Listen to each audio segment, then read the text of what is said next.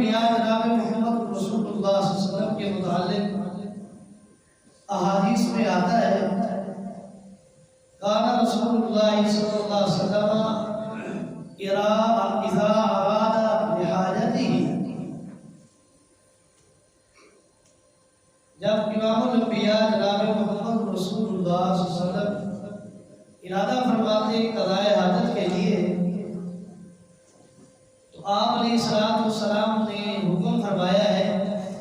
کہ فلا تستقبلوا القبلة ولا تستدبروها ولكن شرقوا او غربوا، کہ قضاء حاجت کے لیے نہ قبلے کی طرف منہ کرنا ہے نہ قبلے کی طرف پیٹھ کرنی، ولكن شرقوا او غربوا، مشرق اور مغرب کی طرف منہ اور پیٹھ کرنی ہے۔ یہ حکم عام ہے، لیکن اس کے لیے علاقے کی سمت کا معین کا احتیاط کرنا یہ ہر ملک کی ہر علاقے کی ذمہ داری ہے، کیونکہ جب امام الانبیاء جناب محمد رسول اللہ صلی اللہ علیہ وسلم مدینہ میں تھے تو مدینہ کی شمال کی طرف قبلہ تھا اور جنوب کی طرف قبلے کا دوسرا رخ تھا، تو اس لیے امام الانبیاء جناب محمد رسول اللہ صلی اللہ علیہ وسلم نے فرمایا ہے کہ قبلے کی طرف نہ منہ کرنا ہے نہ پیٹھ کرنی ہے، ولیکن شرقوا او غربوا، یا مشرق کی طرف منہ کرے یا مغرب کی طرف کرے جیسے آپ کی مرضی، لیکن ہمارے علاقے کی نوعیت کچھ اس قدر ہے کہ ہمارا قبلہ مغرب کی طرف ہے اور اس کی پیٹھ مشرق کی طرف ہوتی ہے، تو یہاں اس ملک کی سمت کی نوعیت کے لحاظ سے مشرق اور مغرب کی طرف منہ نہیں کرنا، شمال اور جنوب کی طرف کرنا ہے، کیونکہ وہاں قبلہ نہیں۔ تو اپنے ملک کی سمت کی ڈائریکشن کی نوعیت کو دیکھتے ہوئے اس کے مطابق بیت الخلاء بنانے ہیں یا بیت الخلاء میں جانا ہے، قضاء حاجت کے لیے جانا ہے، تو اس حساب کو اس ڈائریکشن کو اپنے ذہن میں رکھنا ہے کہ قبلے کی طرف منہ بھی نہ ہو اور قبلے کی طرف پیٹھ بھی نہ ہو۔ لیکن ہمارے اندر اس چیز کی احتیاط نام کی کوئی چیز ہی نہیں ہے، ہمارے اندر کوئی فرق ہی نہیں رہا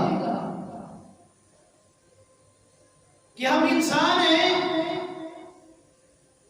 کلام اور گفتگو سن لیں، اس کی منطق سن لیں، اس کا فلسفہ سن لیں، تو اس جیسا شاطر اور ذہین کوئی نہیں ملے گا۔ جب احکامات الہی، احکامات محمد رسول اللہ صلی اللہ علیہ وسلم کی شریعت، اس کی فالو کی، اس کی پیروی کی باری آتی ہے تو ہم جیسا لاعلم کوئی نہیں ہے۔ دنیاوی فائدے میں جہاں سے فائدہ ملے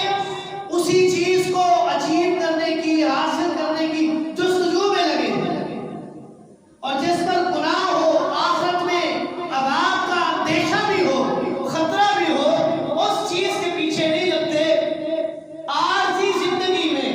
عارضی جو فائدہ ہے اس کو حاصل کرنے کے لیے جستجو لگا کرتے ہیں، کوشش کرتے ہیں، ہر قسم کا حربہ استعمال کرتے ہیں۔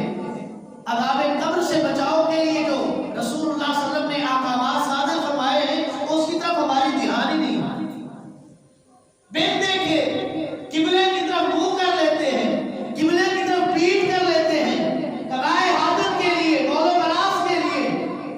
کوئی پردے کا انتظام نہیں، کوئی بیت الخلاء نہیں جانا، روڈ کے ساتھ کھڑے ہیں تب، چوراہے پہ کھڑے ہیں تب، چورستے میں کھڑے ہیں، چوک میں کھڑے ہیں، جہاں حاجت محسوس ہوئی،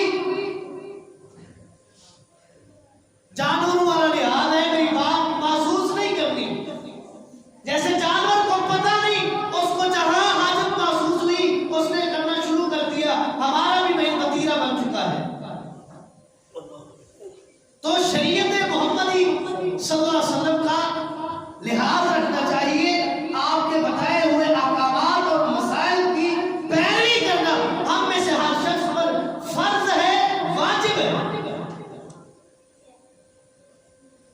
تو یہ مسئلہ معلوم ہوا کہ قبلے کی طرف نہ منہ کرنا ہے نہ پیٹھ کرنی ہے۔ امام الانبیاء جناب محمد رسول اللہ صلی اللہ علیہ وسلم کے متعلق سیدنا انس بن مالک رضی اللہ تعالیٰ عنہ فرماتے ہیں، وہ انس بن مالک رضی اللہ تعالیٰ عنہ جو محمد رسول اللہ صلی اللہ علیہ وسلم کے خادم ہیں، فرماتے ہیں میں نے 10 سال امام الانبیاء کی خدمت کی ہے، کبھی آپ کو پانی بھر کر دیتے، خود فرماتے ہیں کبھی استنجے کے لیے ڈھیلے اٹھا کر دیتے تھے، فرماتے ہیں اذا اراد النبی صلی اللہ علیہ وسلم لحاجتہ انا وغلام معنا اداوۃ من ماء فیستنجی منہ، کہ جب آپ علیہ السلام قضاء حاجت کے لیے جاتے، میں اور میری عمر کا ایک اور لڑکا امام الانبیاء کے ساتھ جاتے تھے، میرے ہاتھ میں پانی کا برتن ہوا کرتا تھا اور اس لڑکے کے ہاتھ میں بچی یا نیزہ ہوا کرتا تھا۔ ہم امام الانبیاء کے ساتھ قضاء حاجت کے لیے جاتے، آپ دور چلے جاتے، اتنا دور کہ نظر ہی نہیں آتے، دور جا کر بیٹھتے، قضاء حاجت کرتے اور اس پانی سے استنجا فرماتے تھے۔ پچھلے جمعہ بھی عرض کیا تھا، امام الانبیاء نے منع فرمایا ہے، نہا رسول اللہ صلی اللہ علیہ وسلم بِأَقَلِّ مِنْ 3 أَحْجَارٍ، اگر استنجا کرنا ہے تو 3 ڈھیلوں سے کم کے ساتھ استنجا جائز نہیں ہے۔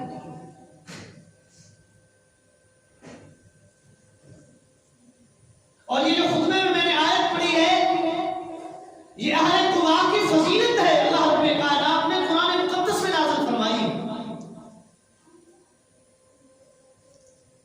کہ اہل قباء کا وطیرہ تھا کہ جب قضاء حاجت کے لیے جاتے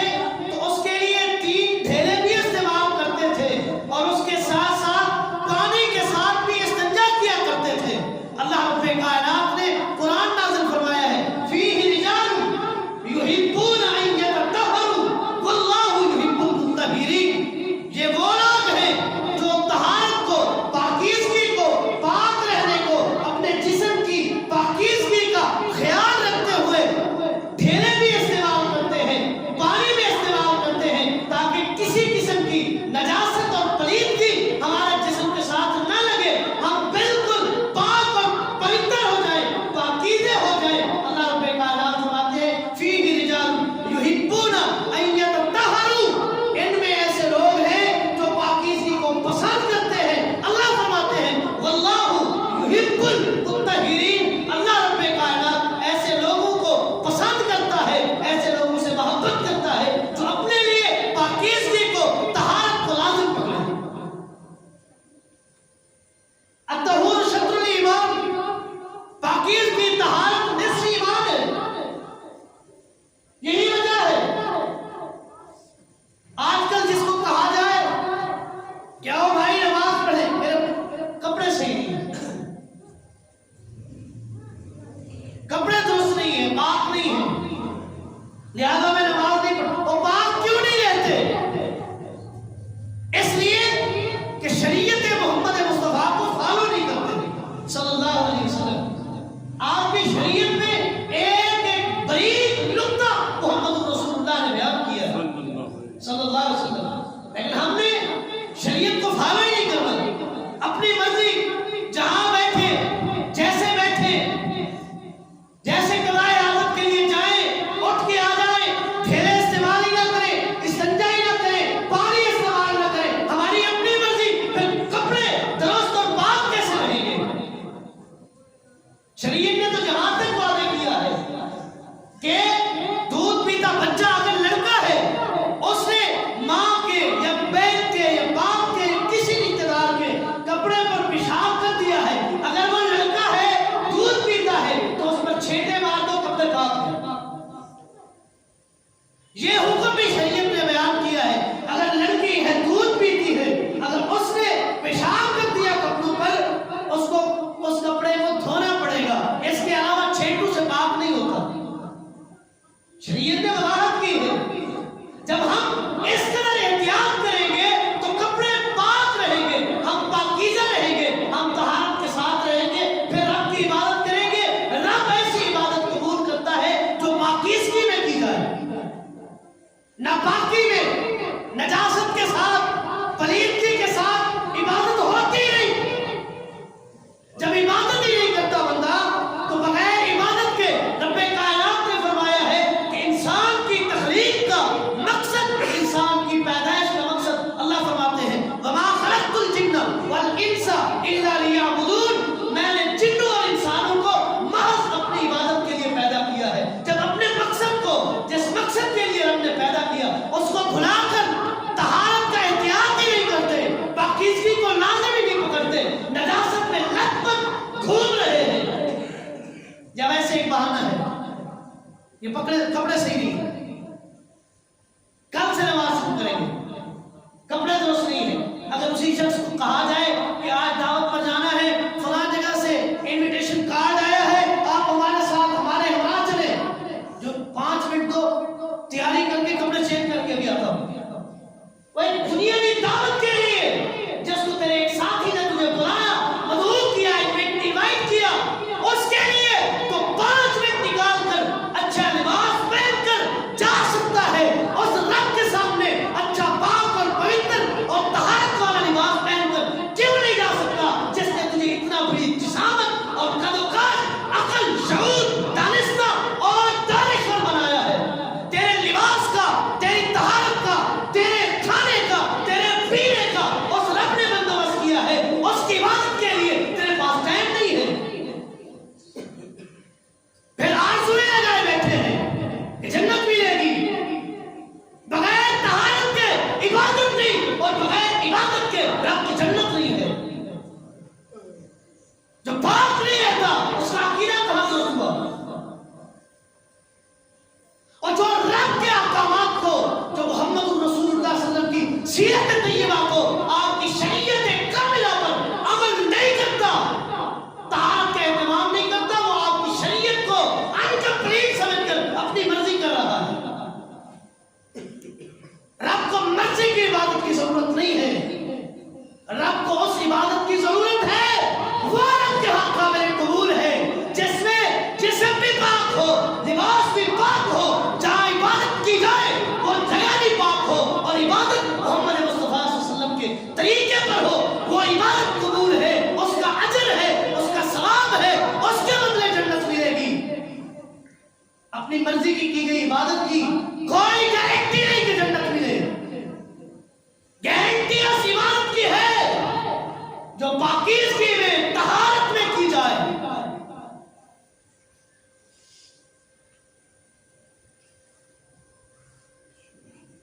طہارت کا اہتمام نہیں کرتے. امام الانبیاء جناب محمد رسول اللہ صلی اللہ علیہ وسلم نے فرمایا کہ جو شخص پیشاب کے چھینٹوں سے نہیں بچتا قبر میں اس شخص کو عذاب ہوگا. صحیح بخاری کی روایت. ایک مرتبہ امام الانبیاء قبرستان سے گزر رہے تھے صلی اللہ علیہ وسلم، آپ کے ساتھ صحابہ تھے. آپ 2 قبروں کے ساتھ رک گئے اور فرمانے لگے انہما لا یعذبان وما یعذبان فی کبیر اما احدهما قال یمشی بالنمیمہ واما الاخر لا یستنزہ من البول. یہ 2 قبر والے صاحب، ان دونوں کو اسی قبر میں عذاب ہو رہا ہے. اور آگے امام الانبیاء نے فرمایا وما یعذبان فی کبیر، اور جس گناہ کو تو اور میں بڑا نہیں سمجھتے اسی گناہ کی وجہ سے قبر میں عذاب ہو رہا. ویسے وہ گناہ کبیرہ ہے، بڑا ہے، جس کو تو اور میں چھوٹا سمجھ کر گزرتے ہیں، بڑا ہی نہیں سمجھتے. اسی لیے امام الانبیاء نے فرمایا وما یعذبان فی کبیر، کہ جس کو تمہاری اور میری سوچ بڑا گناہ نہیں سمجھتی اسی گناہ کی وجہ سے عذاب ہو رہا. اما احدهما فقال يمشي بالنميمة، ان میں سے ایک شخص چغل خور تھا، ادھر کی سنی ادھر جا کے لگائی، ادھر سے سنی ادھر لگائی، چغلیاں کیا کرتا تھا. ایک حدیث کے الفاظ ہیں کہ جاسوسیاں کیا کرتا تھا، وہاں سے سن کر ادھر لگانا، ادھر سے سن کر ادھر لگانا، لڑائی جھگڑا ہو جائے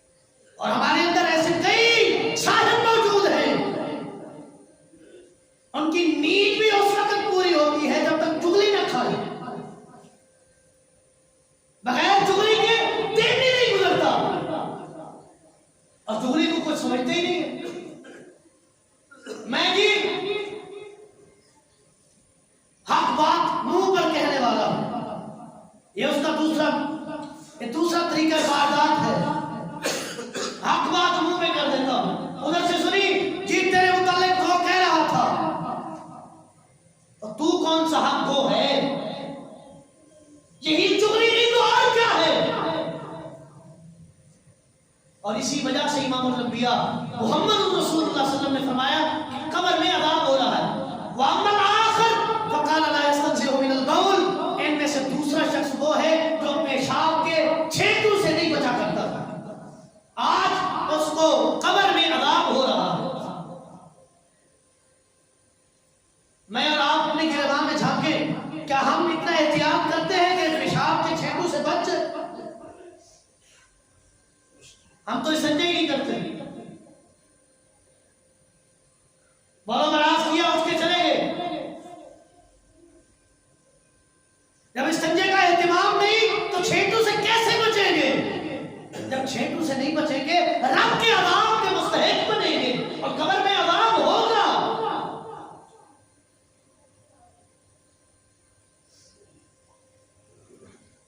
لہذا پیشاب کے چھینٹوں سے بچنا چاہیے. اگر چھینٹے پڑ جائیں تو اس کو دھو دیں. پہلے تو احتیاط کریں کہ چھینٹے پڑے ہی نہ. صحیح بخاری کی روایت وہی تو پہلے میں نے سنائی کہ انس بن مالک فرماتے ہیں ایک ہمارے پاس برچھی ہوا کرتی تھی اور ایک پانی کا برتن ہوا کرتا تھا. تو محدثین نے فتح الباری میں حافظ ابن حجر نے کئی اقوال لکھے ہیں محدثین کے کہ برچھی کس کام کے لیے ہوا کرتی تھی. فرماتے ہیں کہ ایک تو یہ ہے کہ امام الانبیاء جناب محمد رسول اللہ صلی اللہ علیہ وسلم برچھی سامنے گاڑ دیتے تھے اور اس پر کپڑا ڈال کے تاکہ کسی کی نظر ہی نہ پڑے، چھپ جاتے تھے. اور اس کی تائید ایک اور حدیث فرماتی ہے کانا رسول اللہ صلی اللہ علیہ وسلم اذا اراد لحاجته،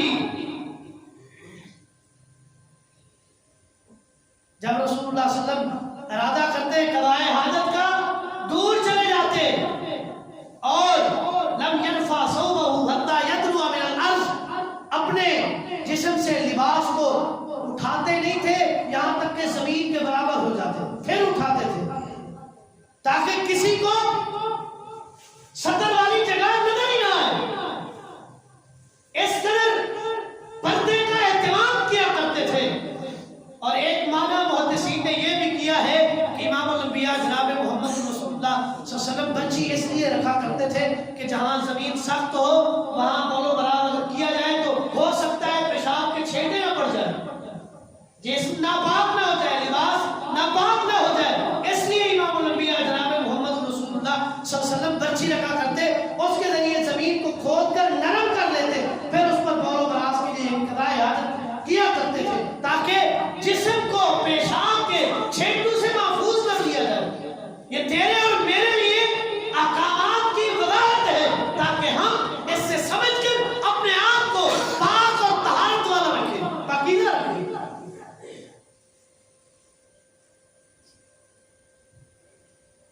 پاکیزگی کا اس طرح اہتمام محمد رسول اللہ صلی اللہ علیہ وسلم فرماتے ہیں کہ طہارت کے مسائل میں سے یہ بھی ہے کہ لا یستنجی بیمینہ، بغیر کسی عذر کے دائیں ہاتھ سے محمد رسول اللہ صلی اللہ علیہ وسلم نے استنجا کرنا منع کیا. لا یستطیب بیمینہ، ایک روایت کے الفاظ لا یستنجی بیمینہ کہ قضاء حاجت کے بعد دائیں ہاتھ کا استعمال محمد رسول اللہ نے منع کیا. استنجا کرنا ہے بائیں ہاتھ کا استعمال کریں. 3 ڈھیلے اس سے کم استعمال نہ کریں.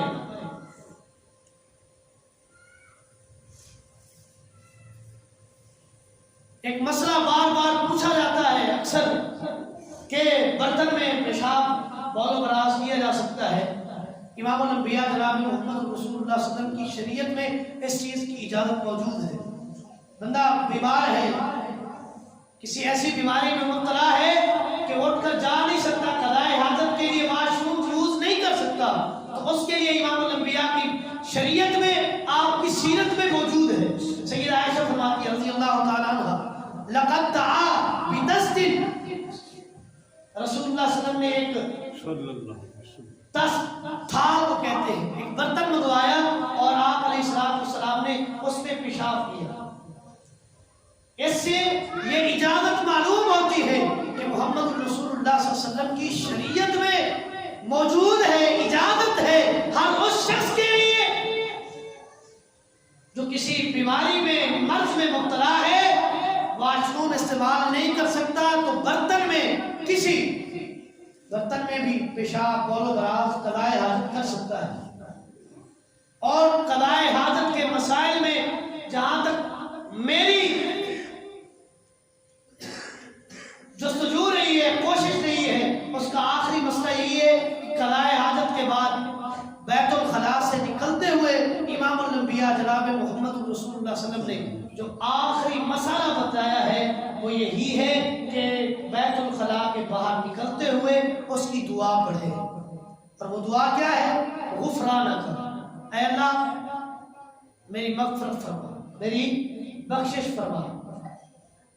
محدثین نے یہاں بھی کئی ایک تو جہاد لکھی ہے کہ امام الانبیاء جناب محمد رسول اللہ صلی اللہ علیہ وسلم نے غفرانک کی دعا کیوں پڑھی؟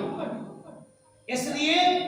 وہ فرماتے ہیں کہ امام الانبیاء جناب محمد رسول اللہ صلی اللہ علیہ وسلم کی زبان مبارک ہر وقت اللہ کے ذکر سے تر رہا کرتی تھی. اور جب آپ قضائے حاجت کے لیے جاتے تو اس وقت اللہ کا ذکر کرنا منع ہے. تو یہ جتنا بھی ٹائم پیریڈ ہے اس میں ذکر نہیں ہو سکتا تھا، اس لیے رسول اللہ صلی اللہ علیہ وسلم نے اللہ سے بخشش طلب کی ہے کہ اتنے لمحے میں اتنے وقت میں تیرا ذکر نہیں ہو سکتا. اور ہم تو واش روم میں بیٹھے ہوئے موبائل یوز کر رہے ہیں، موبائل پہ میسج آ رہے ہیں تو وہ پڑھ رہے ہیں، اس میں جو چیز بھی آ رہی ہے دعائیں بھی آ سکتی ہیں، اچھے مذاہب بھی آ سکتے ہیں، اس کو موبائل کو یوز کر رہے ہیں گویا اس چیز کو پڑھ رہے ہیں. تو لہذا ان تمام چیزوں سے اجتناب کریں جن کا شریعت محمدی صلی اللہ علیہ وسلم میں اجتناب کرنے کا حکم صادر ہوا. اللہ رب کائنات سے دعا ہے اللہ رب کائنات حق بات سننے کی، سمجھنے کی، اس پر عمل کرنے کی توفیق دے. عالم عندی و عالم الثواب وما توفیقی الا باللہ.